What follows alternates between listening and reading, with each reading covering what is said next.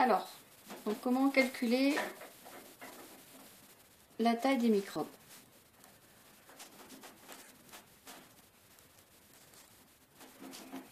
Donc je prends d'abord l'exemple du virus de la grippe qui est dans le livre. Donc je vais d'abord mesurer la taille du virus. Donc avec la règle, voilà, je mesure, il fait 8 cm. Donc le virus de la grippe, c'est 8 cm sur la photo. J'ai une échelle sur la photo qui se trouve ici.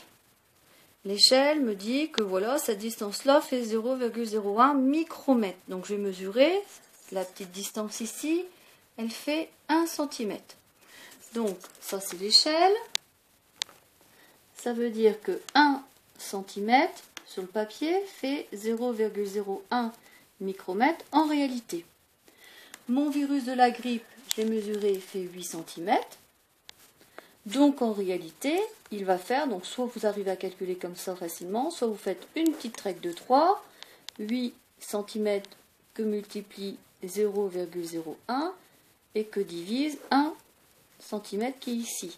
Donc ça fait 0,08 et l'unité, l'unité, à chaque fois ici on a les mêmes unités, donc ici j'ai 2 fois les centimètres, ça veut dire que là je vais avoir 2 fois les micromètres, donc là c'est 0,08 micromètres.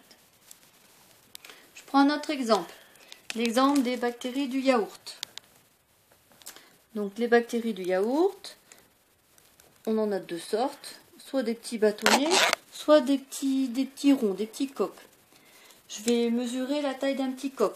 Donc sur la photo, je prends même chose, je vais aller mesurer avec ma règle un petit coq ici, et voilà, je vois qu'il fait 1 mm. Donc taille d'un coq sur le livre, 1 mm. Encore une fois, j'utilise l'échelle qui est toujours ici à gauche.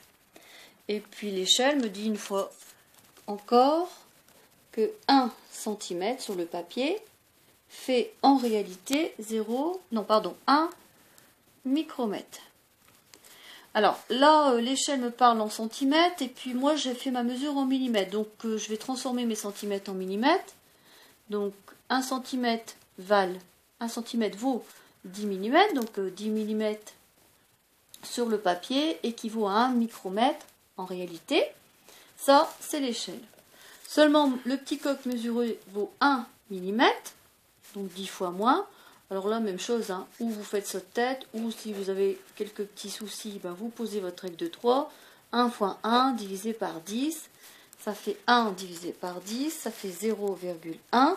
Et comme j'ai bien ici mes deux unités qui sont en millimètres, le chiffre que j'ai trouvé correspond à des micromètres. Et donc, une bactérie du yaourt vaut 0,1 micromètre.